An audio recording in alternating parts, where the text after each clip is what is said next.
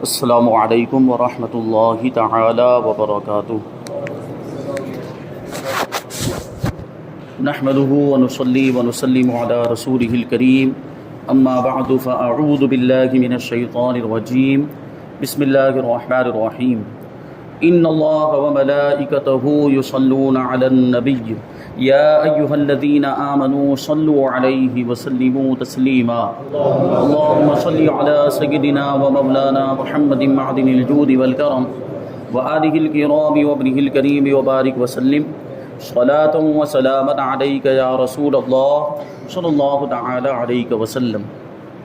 عزیزان ملت اسلامیہ، اس سے پہلے تفسیر کے 4 ادوار کو بیان کیا گیا۔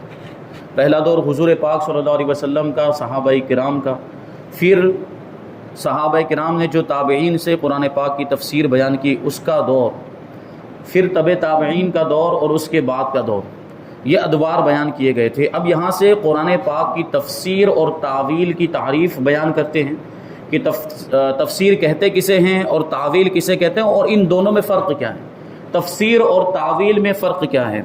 تو سب سے پہلے تفسیر کی تعریف، مفسرین نے تفسیر و تعویل کی مختلف تعریفات بیان کی ہیں۔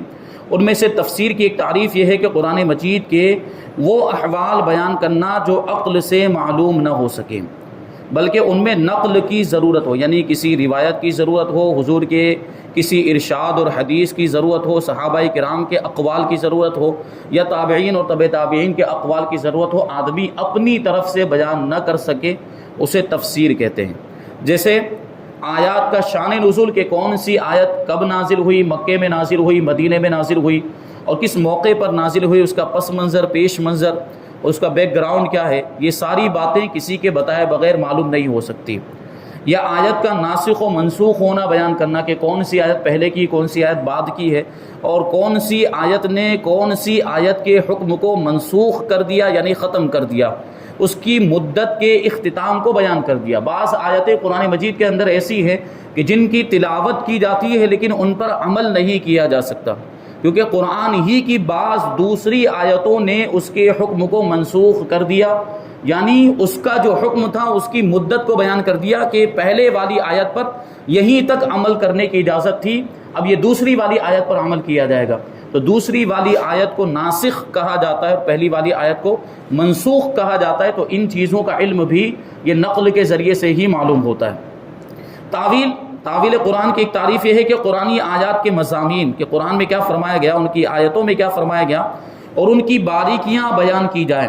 اور صرفی اور نحوی قواعد، یہ صرف اور نحو یہ عربی گرامر کے 2 حصے ہیں، ایک کا نام صرف اور ایک کا نام نحو ہے۔ نحو میں عام طور پر لفظ کا جو آخری حرف ہوتا ہے اس سے گفتگو کی جاتی ہے کہ آخری حرف پر زبر آئے گا، پیش آئے گا یا زیر آئے گا، کیا آئے گا۔ اور صرف جو ہوتا ہے گرامر کا یہ حصہ عربی زبان کا، اس میں پورے لفظ سے بحث کی جاتی ہے، پہلے حرف سے بھی، درمیان والے حرف سے بھی، اور آخری حرف سے بھی بحث کی جاتی ہے کہ کہاں زبر آئے گا، کہاں زیر آئے گا، کہاں پیش آئے گا۔ تو یہ جو ہے عربی گرامر کے 2 حصے صرف و نحو، اس کے اعتبار سے اور اس کے قواعد کی روشنی میں کسی آیت کی باریکیاں بیان کی جائیں، اور دیگر علوم کے ذریعے سے قرآن آیت سے طرح طرح کے نکتے نکالے جائیں، تو اس کو کہا جاتا ہے تعویل۔ اب آپ نے دیکھ لیا کہ تعویل کا جو تعلق ہے وہ زبان کے قواعد سے، گرامر سے ہے، اور جو گرامر جانتا ہے وہ یہ چیز بیان کر سکتا ہے۔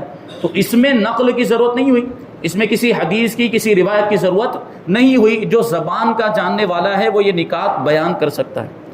قرآن مجید کی تفسیر اپنی رائے سے بیان کرنا حرام ہے، کیونکہ تفسیر کے لیے ابھی آپ نے سماعت کیا کہ نقل ضروری ہے، کوئی روایت صحابہ کرام کے اقوال یا تابعین کے اقوال ضروری ہیں، تو یہ ان کی روشنی ہی میں تفسیر بیان کی جا سکتی ہے۔ آدمی اپنی طرف سے تفسیر بیان نہیں کر سکتا، تو وہ اپنی رائے سے بیان کرنا حرام ہے۔ اور اپنے علم و معرفت سے قرآن کی جائز تعویل بیان کرنا یہ اہل علم کے لیے جائز اور باعث ثواب ہے، کیونکہ تعویل کے بارے میں ابھی بتا دیا کہ تعویل کا تعلق جو ہے کہ لغت اور زبان کے ذریعے سے ہوتا ہے۔ جو اہل علم ہیں، اللہ تبارک و تعالیٰ نے جن کو علمی صلاحیت عطا فرمائی ہے، اور جو اصحاب معرفت ہیں، وہ قرآن کی گہرائیوں کو جاننے والے لوگ، وہ پھر اس کے نکات بیان کرتے ہیں کہ قرآن میں یہ خوبیاں ہیں۔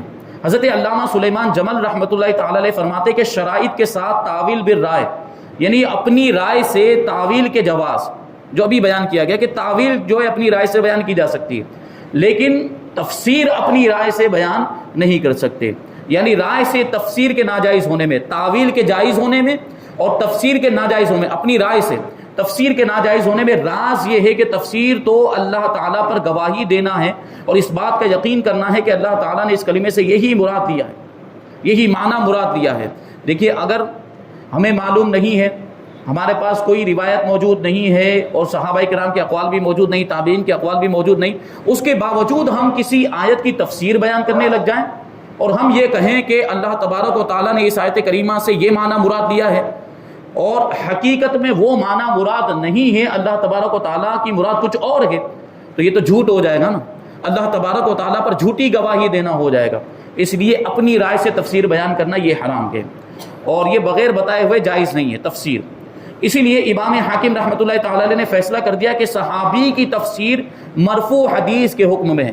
مرفوع حدیث اسے کہا جاتا ہے کہ صحابی اس حدیث کو نبی کریم صلی اللہ علیہ وسلم کے حوالے سے بیان کرے، یعنی یوں بیان کرے کہ میں نے رسول پاک صلی اللہ علیہ وسلم کو یہ فرماتے ہوئے سنا، یا نبی کریم صلی اللہ علیہ وسلم سے یہ روایت ہے، حضور پاک صلی اللہ علیہ وسلم نے ایسا کیا، میں نے حضور پاک صلی اللہ علیہ وسلم کو ایسا کرتے ہوئے دیکھا.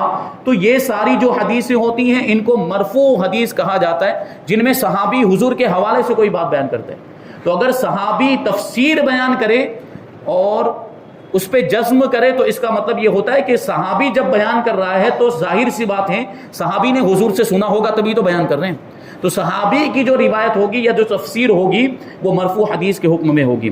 اور تعویل چند احتمالات میں سے بعض کو یقین کے بغیر ترجیح دینے کا نام ہے. تعویل کا مطلب یہ ہوتا ہے کہ قرآن کی کوئی آیت ہے، اس میں مختلف پہلو ہیں، یہ معنی بھی مراد ہو سکتا ہے، یہ معنی بھی مراد ہو سکتا ہے، یہ بھی مراد ہو سکتا ہے، تو ان میں سے کسی ایک معنی کو ترجیح دینا بغیر کسی یقین کے، یعنی یقین کے ساتھ نہیں کہہ سکتے کہ یہی معنی مراد ہے، کیونکہ اللہ تبارک و تعالیٰ کی مراد پر کوئی مطلع نہیں ہے بغیر بتائے ہوئے. تو تعویل میں تو یہی ہوتا ہے. تو تعویل میں یہ یقین کے ساتھ نہیں کہا جا سکتا کہ یہی معنی مراد ہے، بلکہ وہ اپنی رائے پیش کرتے ہیں اور قرائن کے اعتبار سے اپنے علم کے مطابق وہ کسی ایک معنی کو ترجیح دیتے ہیں. اس لیے یہ جو تعویل ہوتی ہے وہ بغیر بتائے اہل علم کے لیے جائز ہے. اب آگے جو ہے کہ مفسر کے لیے کتنے علوم کی ضرورت ہے اس کو بیان کرتے ہیں. تفسیر جو بیان کرتا ہے، اور ہم اور آپ جو ہے یہاں پر تفسیر سن رہے ہیں اور میں جو تفسیر بیان کر رہا ہوں تو میں کوئی مفسر نہیں، اصطلاحی معنی کے اعتبار سے میں مفسر نہیں، کیونکہ اصطلاحی معنی کے اعتبار سے مفسر کے لیے جن علوم کا ہونا ضروری ہے ان علوم میں ہماری مہارت نہیں. اور آج کل وہ علماء بھی نہیں پائے جاتے بلکہ بہت ہی کم پائے جاتے ہیں جو اتنے سارے علوم کے اندر مہارت رکھتے ہوں. تو ہم تو یہ تفسیر نقل کرتے ہیں کیونکہ ہمارے پاس اتنی صلاحیت نہیں ہے کہ ہم اپنی طرف سے یعنی اتنا علم ہمارے پاس ہو کہ تفسیر بیان کر سکیں. اسی وجہ سے تو ہم یہ کتاب کو سامنے رکھتے ہیں اور کتاب کی روشنی میں بیان کرتے ہیں. لیکن الحمدللہ ہمارے پاس اتنا علم ضرور ہے کہ کتاب میں دیکھ کر آپ کو جو باتیں ہیں وہ تفسیر کی آپ کو سمجھا سکیں. تو مفسر کے لیے جو اصطلاحی معنی کے اعتبار سے مفسر ہوتا ہے اس کے لیے کتنے علوم کا جاننا ضروری ہے. اس میں سے چند علوم کو یہاں پہ بیان کرتے ہیں. سب سے پہلے لغت کا علم یعنی زبان کا علم. قرآن مجید جس زبان میں یعنی عربی زبان میں ہے تو عربی زبان کا علم. اب قرآن مجید کو اگر اس کی تفسیر عربی میں بیان کر رہا ہے تو عربی میں پوری مہارت ہونی چاہیے. اسی طریقے سے اگر کسی دوسری زبان میں قرآن مجید کا ترجمہ کر رہا ہے تو اس دوسری زبان کا بھی پورا علم ہونا ضروری ہے. عربی کے محاورات، عربی کی تعبیرات، کون سا جملہ کیسے استعمال کیا جاتا ہے، کس موقع پر استعمال کیا جاتا ہے، کہاں پر کیسی بات کہی جاتی ہے، یہ ساری معلومات ہونی چاہیے. اسی طریقے سے جس زبان میں وہ تفسیر بیان کر رہا ہے یا ترجمہ کر رہا ہے اس زبان کی بھی پوری معلومات ہونی چاہیے. بعض اوقات ایسا ہوتا ہے کہ چلیے عربی زبان کی خوب مہارت حاصل کر لی اور عربی زبان میں آدمی ایکسپرٹ ہو گیا، لیکن جس زبان میں وہ تفسیر کرنا چاہتا ہے جیسے اردو زبان میں تفسیر کرنا چاہتا ہے اس کی مہارت نہیں ہے، تو اس کی وجہ سے بھی گڑبڑی ہو سکتی ہے. عربی کے اعتبار سے وہ جان رہا ہے، سمجھ رہا ہے کہ یہ تفسیر ہے، لیکن جب اردو میں بولنے پر آتا ہے تو اردو کے محاورات کے اعتبار سے اور اس کی تعبیر کے اعتبار سے بات غلط ہو جاتی ہے. کیونکہ جو عربی میں جملے استعمال ہوتے ہیں ضروری نہیں ہے کہ وہی جملے یہاں پر استعمال ہوں. جیسے ایک لفظ ہے مقرر، ہم یہ سنتے رہتے ہیں مقرر خصوصی، پوسٹر کے اندر لکھا بھی رہتا ہے، اور اس کا معنی ہم کیا سمجھتے ہیں اردو میں؟ تقریر کرنے والا، بیان کرنے والا. جبکہ عربی کے اعتبار سے اس کا معنی ہوتا ہے رپورٹ پیش کرنے والا. کسی بھی چیز کی تفصیل بیان کرنے والا، رپورٹ پیش کرنے والا۔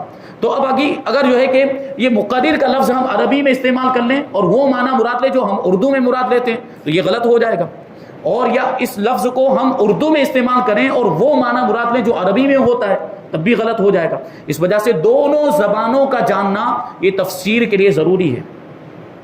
آگے ہے نحو کا علم اور صرف کا علم۔ ابھی یہ دونوں چیزوں کی میں نے کچھ مختصر سی وضاحت کی کہ عربی گرامر کے دو حصے، ایک کو صرف کہا جاتا ہے، دوسرے کو نحو کہا جاتا ہے۔ تو قواعد کا علم بھی تو ضروری ہے، زبان کے قاعدوں کو، اصول کو جاننا ضروری ہے۔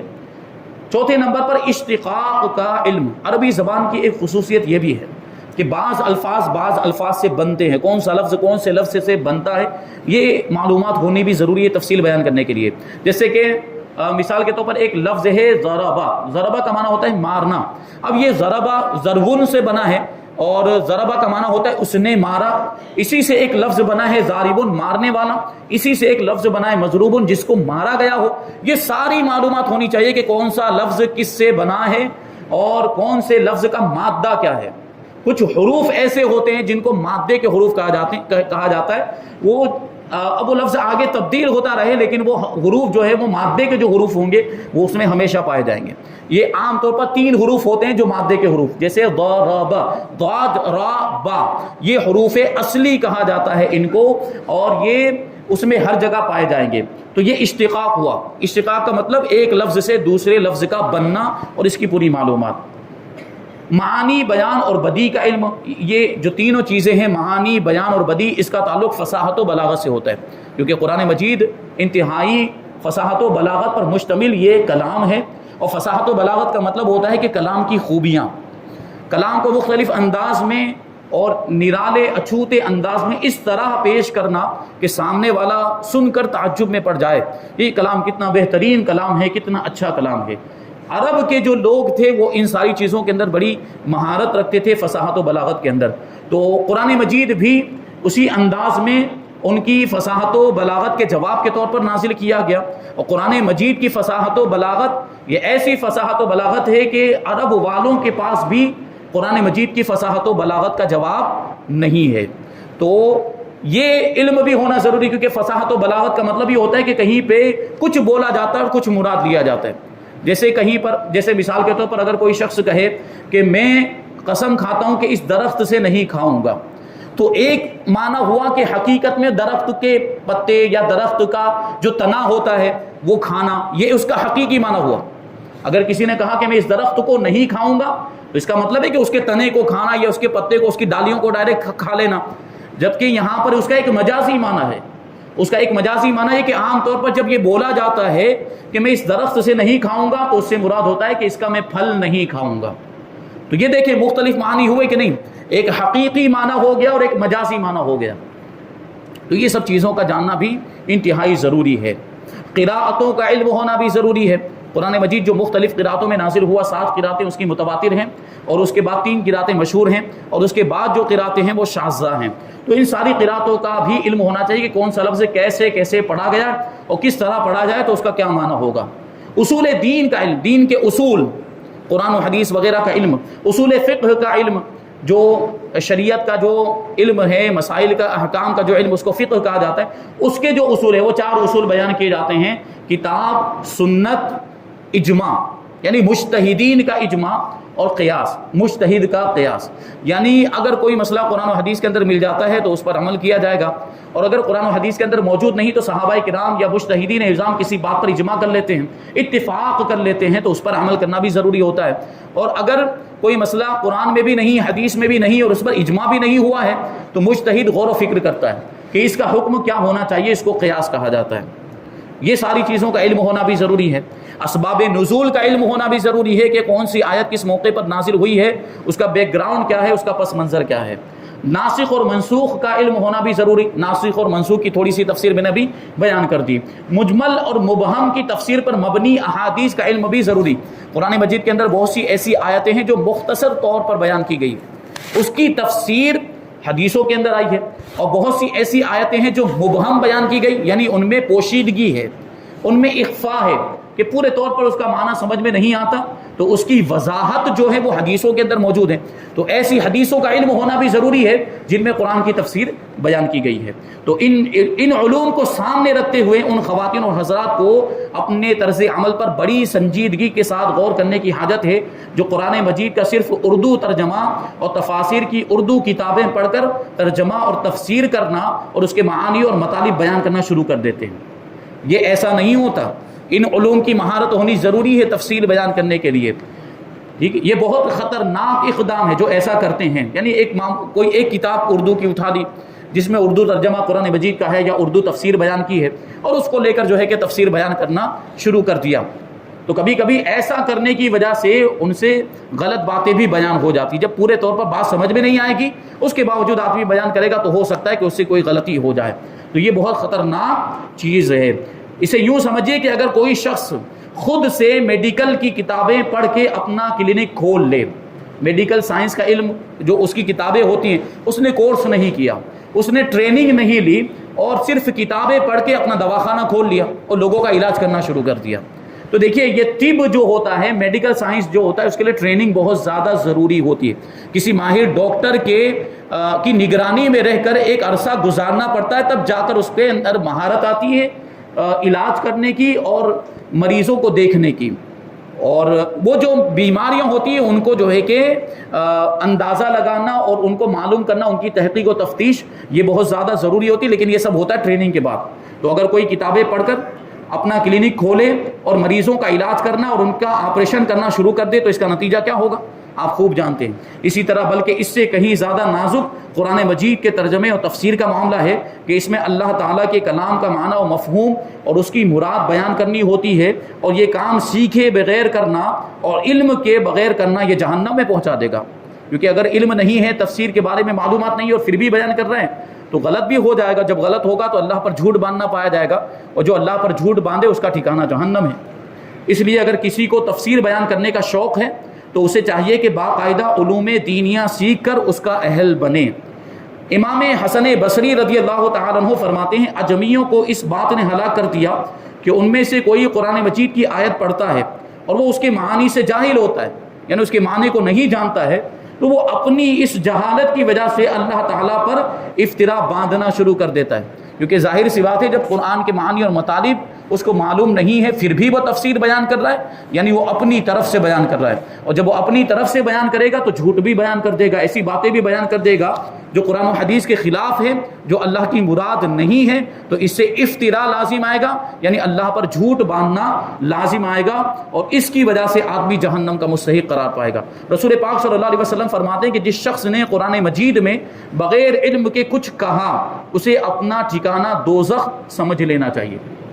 کتنی سخت وعید یہاں پر بیان کی گئی ہے. تو قرآن مجید کی تفسیر ہمیں اپنی طرف سے نہیں بیان کرنی چاہیے، بلکہ جو علماء لکھ کر گئے ہیں، علماء نے اپنی کتابوں میں لکھا ہے اس کا مطالعہ کیا جائے، اچھی طرح اپنے اس کو سمجھنے کی کوشش کریں اور سب سے پہلے علوم دینیہ پر کامل مہارت حاصل کریں. یعنی آدمی دارالعلوم مدرسے میں جا کر پہلے ساری کتابیں پڑھے جو پڑھائی جاتی درس نظامی کی کتابیں، کیونکہ ان سب کتابوں کے اندر یہی علوم پڑھائے جاتے ہیں جو تفسیر بیان کرنے کے لیے ضروری ہوتے ہیں اور حدیث کو سمجھانے کے لیے ضروری ہوتے ہیں.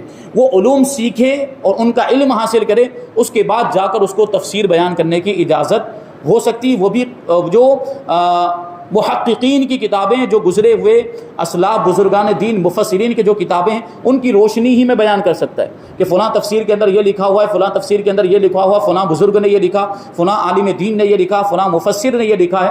اس کی روشنی میں وہ تفسیر بیان کر سکتا ہے. یہاں تک یہ باتیں بیان ہوئی. آگے انشاءاللہ تبارک و تعالیٰ قرآن مجید کی تفسیر کے درجات بیان کیے جائیں گے اور قرآن مجید کی تفسیر کی حاجت بیان کی جائے گی کہ قرآن مجید کی تفسیر کی ضرورت کیوں ہے. انشاءاللہ تبارک و تعالیٰ اس کو آئندہ ہفتے شامل کیا جائے گا. یہ درس ہمارا ہر ہفتے جمعہ کے دن مغرب کی نماز کے بعد ہوتا ہے. آج چونکہ بڑی رات ہے، شب برات کی مناسبت سے مغرب کے بعد چونکہ نمازیں پڑھنی ہوتی ہیں، اس مناسبت سے آج ہم نے اس کو عصر کے بعد ہی رکھ دیا. یہ بڑی مبارک رات ہے. اللہ تبارک و تعالیٰ کی رحمتیں خاص طور پر اس میں بندوں کی طرف متوجہ ہوتی. ندا دینے والا ندا دے کر کہتا ہے کہ کون ہے مغفرت طلب کرنے والا کہ اس کی مغفرت کر دی جائے, کون ہے توبہ کرنے والا کہ اس کی توبہ قبول کر لی جائے, کون ہے روزی طلب کرنے والا کہ اس کو روزی دے دی جائے. یہ وہ رات ہے جس میں نامہ اعمال تبدیل ہوتے ہیں. پچھلے پورے سال کے اعمال ہمارے اللہ تبارک و تعالیٰ کی بارگاہ میں پیش کیے جاتے ہیں اور فرشتوں کو نئے رجسٹر دیے جاتے ہیں, یہاں سے نئے اعمال لکھنا وہ شروع کرتے ہیں. تو ہمیں کوشش یہ کرنی چاہیے کہ جب یہ نامہ اعمال کی تبدیلی ہو رہی ہو تب ہم اللہ کی عبادت کر رہے ہوں, تب ہم اللہ تبارک و تعالیٰ کی رضا جوئی میں مشغول ہوں. اسی وجہ سے اس رات کو پوری رات عبادت کرنی چاہیے. اور خاص طور پر وہ لوگ جن کی نمازیں قضا ہو چکی ہیں, فرض نمازیں, ان کو پہلے فرض نمازیں پڑھنی چاہیے, پھر نفل نماز پڑھنی چاہیے. ہوتا یہ نا کہ بڑی راتوں کے تعلق سے مشہور یہ ہے کہ نفل نمازیں, ہاں نفل نمازوں کی بڑی برکتیں فضیلتیں بھی آئی, حدیثوں سے بھی ثابت ہے. لیکن جس کی فرض نماز, یہ بھی تو حدیث سے ثابت ہے کہ جس کی فرض نماز باقی ہے وہ نفل نماز پڑھے تو اس کی نفل نماز قبول نہیں ہوتی, اس کی نفل نماز معلق رہتی ہے, لٹکی ہوئی رہتی. جب تک وہ فرض نماز ادا نہیں کر لیتا وہاں تک اس کو نفل کا ثواب نہیں دیا جاتا. یہ ایسی مبارک اور برکت والی رات ہے, یہ توبہ کرنے کی رات ہے. اللہ تبارک و تعالیٰ اس رات میں قبیلہ بنو کلب کی بکریوں کے بالوں کی تعداد سے بھی زیادہ انسانوں کو جہنم سے آزاد فرماتا ہے. بنو کلب جو یہ قبیلہ بہت بڑا قبیلہ تھا عرب میں, اور اس میں بکریاں کثرت سے پائی جاتی. ابھی آپ سمجھیں, اس کو سمجھنے کی کوشش کریں کہ اگر ایک بکری ہو, اس میں تو سینکڑوں بکریاں تھیں اس قبیلے کے اندر, اگر ایک بکری بھی ہو اگر اور ہم سے کہا جائے کہ اس بکری کے بال گن کر بتاؤ تو ہم گن کر بتا سکتے ہیں؟ نہیں بتا سکتے. تو وہ سینکڑوں بکریاں, ان کی کتنے زیادہ بال ہوں گے, ہزاروں لاکھوں کی تعداد میں بال ہوں گے. ان بالوں سے بھی زیادہ اللہ تبارک و تعالیٰ اس رات میں بندوں کی مغفرت فرما دیتا ہے. تو ہمیں بھی کوشش کرنی چاہیے کہ ہمارا نام بھی بخشے ہوئوں میں آ جائے. تو کوشش, اب کچھ لوگ ایسے ہیں کہ جن کے تعلق سے حدیثوں میں آیا ہے کہ اس رات میں جب اللہ تبارک و تعالیٰ کی خاص رحمت متوجہ ہوتی ہے, اس کے باوجود بھی کچھ لوگ ایسے ہیں ان کی مغفرت اس رات میں بھی نہیں ہو پاتی. ایک تو مشرک, شرک کرنے والا, اللہ تبارک و تعالیٰ کے ساتھ جو شرک کرتا ہے اس رات میں اس کی بخشش نہیں ہوتی. پھر شراب نوشی کرنے والا یعنی شراب کا عادی, اس کی بخشش نہیں ہوتی. لوگوں کو تکلیف پہنچانے والا اور ماں باپ کا نافرمان, قطع رحمی کرنے والا, تعلق ختم کرنے والا, جو ہماری زبان میں نہیں کہا جاتا وہوار ختم کرنے والا, تو ایسے لوگوں کی اس رات میں بخشش نہیں ہو پاتی. سود کھوری کرنے والا, جو سود خوری کا عادی ہو گیا, بیاج کھانے کا عادی ہو گیا. اس کے علاوہ بھی حدیثوں کے اندر جیسے جادوگر کا بھی ذکر آیا کہ جادوگر کی بھی بخشش نہیں ہوتی, اور بھی بہت سے لوگوں کا ذکر حدیث شریف کے اندر آیا کہ جن کی اس رات میں بخشش نہیں ہوتی. ان کے علاوہ اللہ تبارک و تعالیٰ سب لوگوں کی بخشش فرما دیتا ہے. تو ایسے لوگ اگر حقوق العباد میں ہم گرفتار ہیں, کسی کی اگر غیبت کی ہے ہم نے, کسی کو تکلیف پہنچائی ہے, کسی کو گالی دی ہے, کسی کا مال غصب کر لیا ہے, کسی کا سود کے طور پر مال لے لیا, اس طرح کے حقوق العباد میں اگر ہم گرفتار ہیں تو سب سے پہلے مال کا اگر معاملہ ہے تو وہ مال واپس کریں اور اس سے معافی مانگے. غیبت اگر کی ہے تو جس کی غیبت کی ہے اس سے معافی مانگے. جس کو ہم نے تکلیف پہنچائی ہے اس کے پاس جائیں اور اس سے معافی مانگے, کیونکہ یہ جو حقوق العباد ہوتے ہیں ان کا معاملہ یہ ہے کہ اللہ تبارک و تعالیٰ بھی اس وقت تک معاف نہیں فرماتا جب تک کہ وہ بندہ معاف نہیں کرتا. جس کی ہم نے غیبت کی مثال کے طور پر جس کی ہم نے غیبت کی, جب تک وہ بندہ ہمیں معاف نہیں کرے گا اللہ بھی معاف نہیں کرے گا. اس لیے یہ معافی کا سلسلہ ہوتا ہے. اب تو سوشل میڈیا پر یہ بہت زیادہ معاملات, بس ایک میسج بھیج دیتے ہیں اور سمجھتے ہیں کہ معافی کا حق ادا ہو گیا. یہ طریقہ درست نہیں. سوشل میڈیا نے جو تعلقات تھے, پرانے تعلقات, ان تعلقات کو, وہ جذبات کو ختم کر دیا. یہ میسج جو ہوگا یہ کس جذبے کے تحت بھیجا گیا, اور جو انداز جب ملاقات کے وقت ہوتا ہے اس انداز کا تو میسج سے پتہ نہیں چلے گا, وہ جذبہ تو ظاہر نہیں ہو پائے گا ایک میسج کے ذریعے سے. تو کیا کرنا چاہیے, ہمیں روبرو ملاقات کرنی چاہیے, اپنے مسلمان بھائیوں سے روبرو ملاقات کریں, بالمشافہ براہ راست ملاقات کریں اور ان سے معافی مانگیں. اور اس رات میں خاص طور پر رحمت کی اور بخشش کی دعائیں کریں, اپنے لیے بھی دعائیں کریں, اپنے بھائیوں کے لیے بھی دعائیں کریں, سارے مسلمانوں کے لیے دعائیں کریں کہ اللہ تبارک و تعالیٰ سارے مسلمانوں پر اپنا فضل و کرم نازل فرمائے. اور جو بھی سازش کرنے والے ہیں, خاص طور پر اب اس دور کے اندر اس طرح کی دعاؤں کی بھی بہت زیادہ ضرورت ہے, جذبات کی بھی ضرورت ہے, اور ہمیں اس کی تیاری کرنے کی بھی ضرورت ہے کہ کفار کی طرف سے جو حملے ہو رہے ہیں اللہ تبارک و تعالیٰ ہمیں اس کا مقابلہ کرنے کی بھی طاقت عطا فرمائے. وما علینا الا البلاغ. السلام علیکم.